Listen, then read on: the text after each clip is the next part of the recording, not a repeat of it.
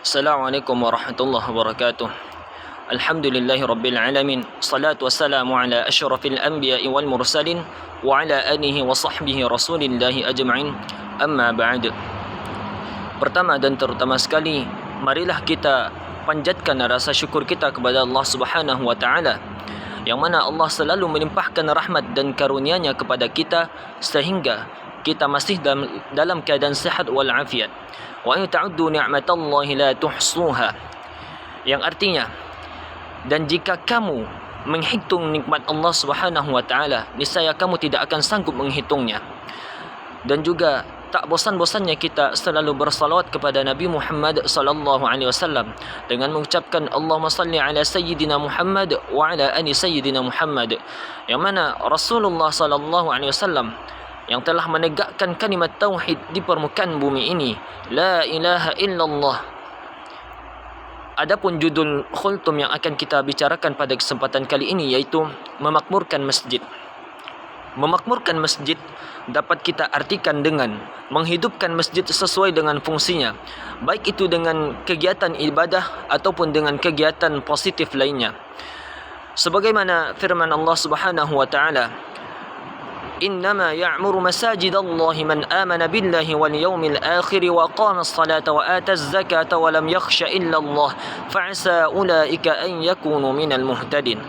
Yang artinya, sesungguhnya yang memakmurkan masjid Allah hanyalah orang-orang yang beriman kepada Allah dan hari akhir, yang melaksanakan salat dan menunaikan zakat dan tidak takut kepada siapapun kecuali hanya kepada Allah Subhanahu wa taala. Maka mudah-mudahan mereka termasuk orang-orang yang mendapatkan petunjuk. Maka dari ayat ini ada dua aspek yang perlu kita perhatikan dalam memakmurkan masjid. Yang pertama yaitu membangun fisik. Sebagaimana yang disabdakan oleh Nabi Muhammad sallallahu alaihi wasallam, barang siapa yang membangun masjid karena Allah Subhanahu wa taala, maka Allah akan membangunkan untuknya rumah di surga. Hadis riwayat Ibnu Majah. Maka termasuk dalam hal ini memperindah bangunannya dan melakukan hal-hal yang lain yang berhubungan dengan masjid yang akan mempercantik fisiknya.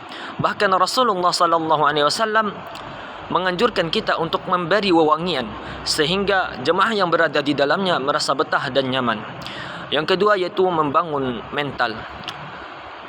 Membangun masjid itu dari segi fisik itu memang perlu, tetapi membangun masjid dari segi mental itu jauh lebih perlu. Jika kita perhatikan fenomena di zaman sekarang, masjid semakin megah tetapi sunyi dari jamaah. Kalaupun ada yang salat, umumnya yang camat-camat. Jika kita perhatikan dengan seksama, bahkan ada seorang bapak yang rangkap jabatan, beliau yang azan, beliau yang iqamah, bahkan beliau yang imam sekaligus makmumnya. Yang menjadi pertanyaan kita pada kesempatan kali ini adalah, kemanakah kita di saat azan berkumandang? Kita rela menempuh jarak yang begitu jauh hanya untuk mencari hiburan, tetapi berat melangkahkan kaki hanya beberapa meter saja untuk memenuhi panggilan azan. Padahal Rasulullah sallallahu alaihi wasallam telah memberikan keistimewaan yang begitu besar kepada pemuda yang hatinya selalu terpaut untuk datang ke masjid, yang selalu cinta dan rindu untuk beribadah di masjid. Bahkan ketika di akhirat nanti, ketika tidak ada lagi naungan selain daripada naungan Allah Subhanahu wa taala, yang di mana naungan ini akan diperuntukkan kepada pemuda yang hatinya selalu terpaut untuk datang ke masjid. Oleh karena itu, para jamaah sekalian, hanya satu yang dapat saya sampaikan kepada jamaah, yaitu ayo kita makmurkan masjid selagi badan masih sehat, tenaga masih kuat. Jangan tunggu sakit mendekat, apalagi hampir masuk liang lahat.